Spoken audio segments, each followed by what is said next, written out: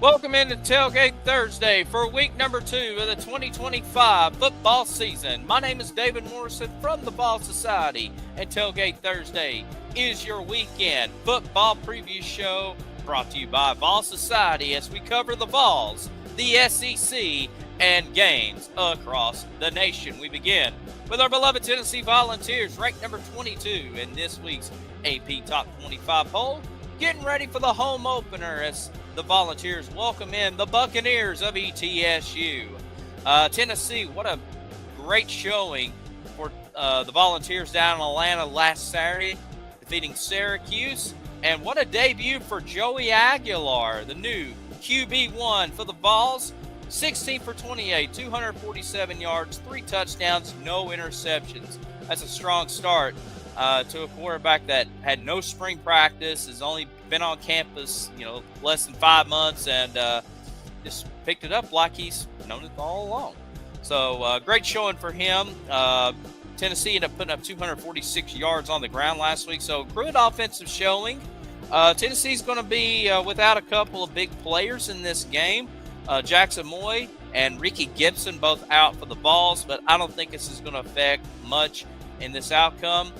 This is a nice bridge game between Syracuse and Georgia coming up next Saturday, so good chance to clean up some mistakes and hopefully get some guys healthy before a big opponent shows up next week. But meanwhile for ETSU, a great showing for them. Will Healy, the new head coach for ETSU, put up 572 yards of total offense, including 392 yards on the ground in their win last week against Murray State in Johnson City.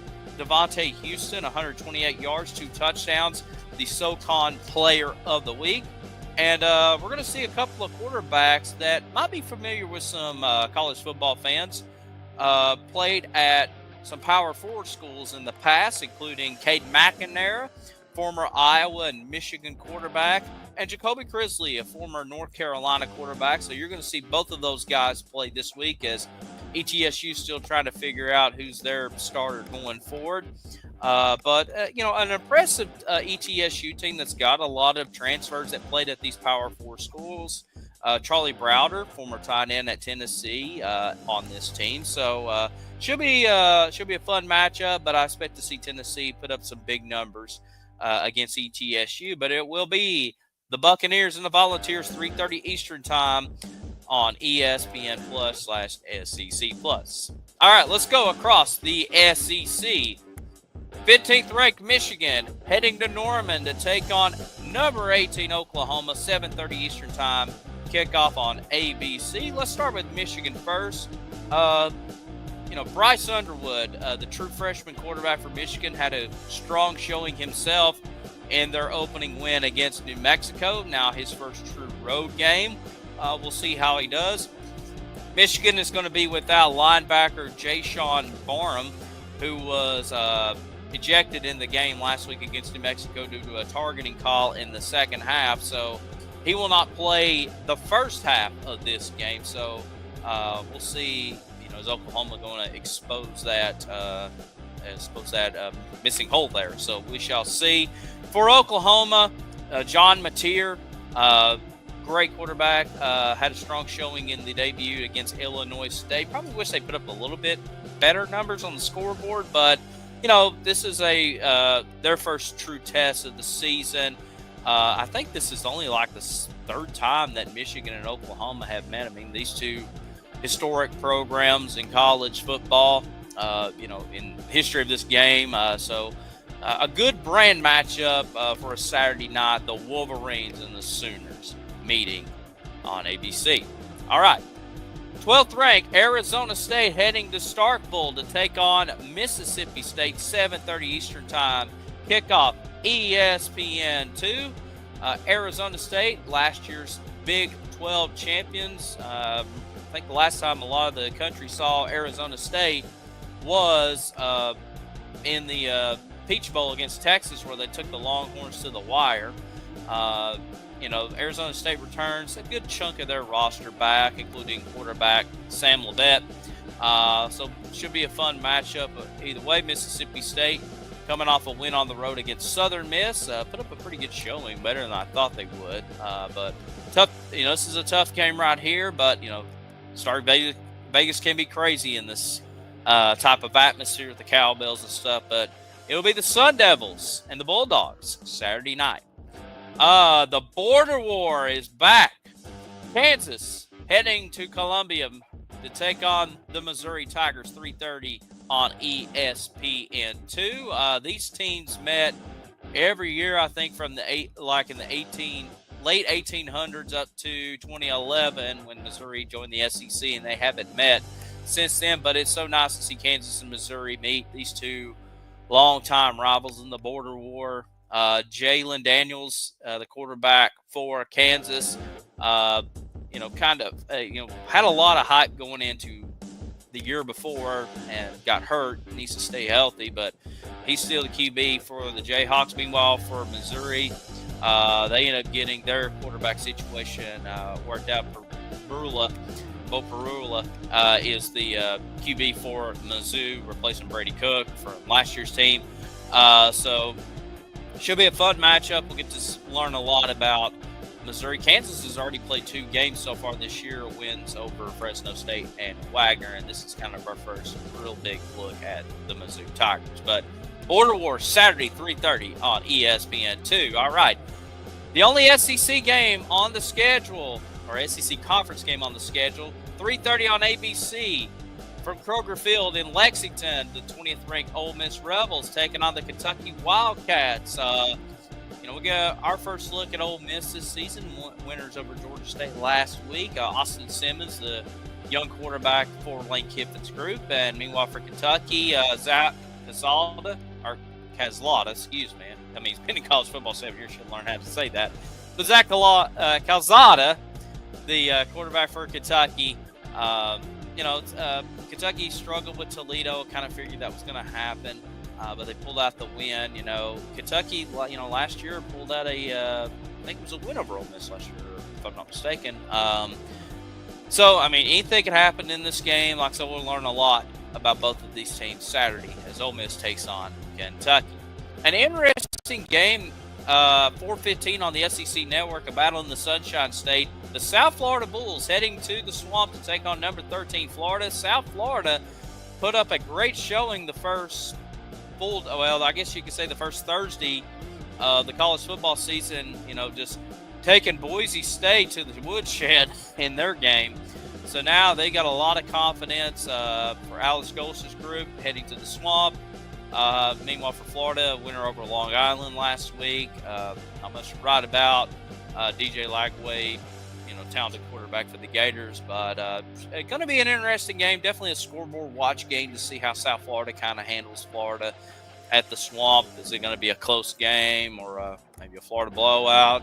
Maybe upset alert. But should be a lot of interesting scenarios with South Florida and Florida. 7:30 ACC Network.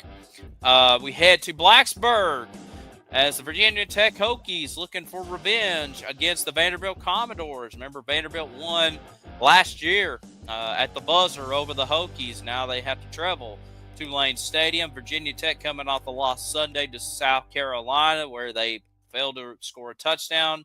They got 3 field goals and a safety against the Gamecocks. How are they going to get that offense going?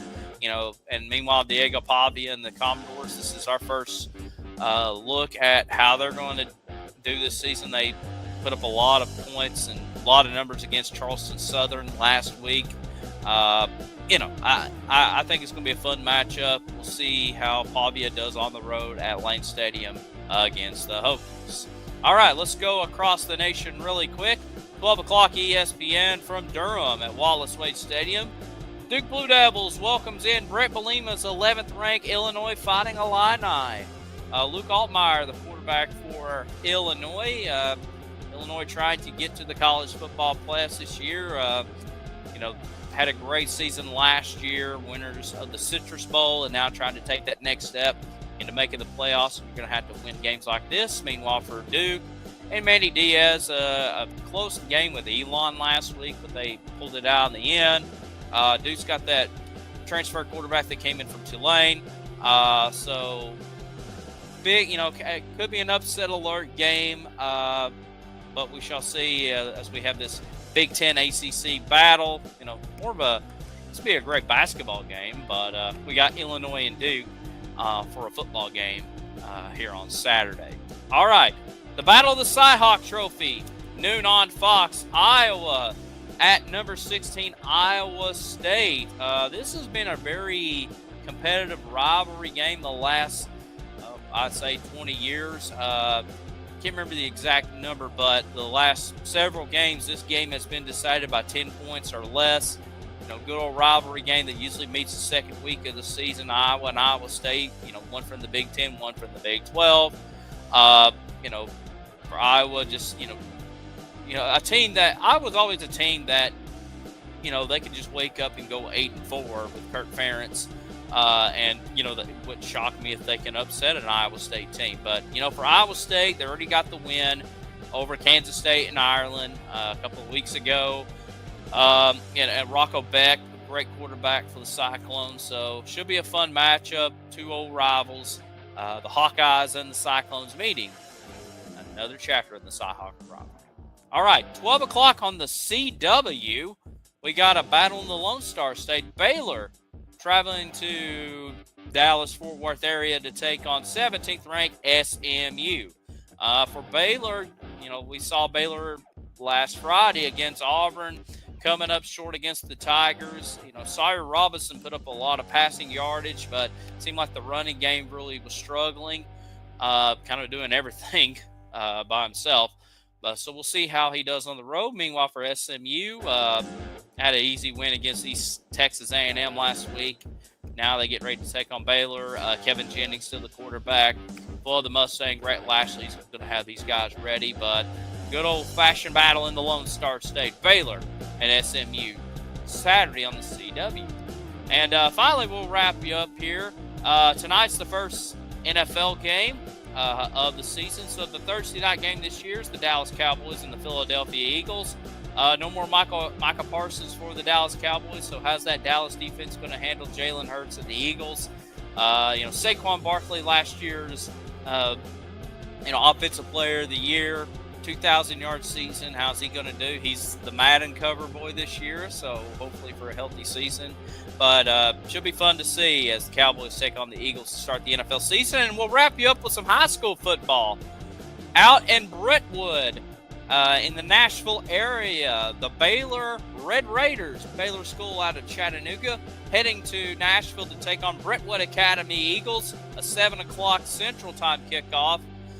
Brentwood Academy played Baylor twice last year, lost by 1.7-6 at home last year, and then ran into Baylor in the semifinals of the playoffs last year. Came up short against Baylor. Can finally Brentwood Academy defeat Baylor?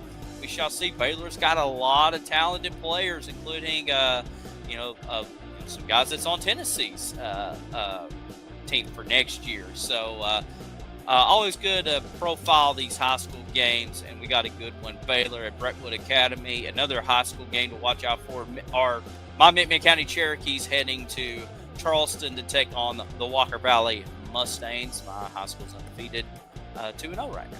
But hopefully everybody enjoys the football. Hopefully you enjoyed Tailgate Thursday, some fun games. And like I said, we'll continue to roll along each and every week previewing these football games for you, courtesy of Ball Society. Until next time, this is David Morrison. Have a great day and enjoy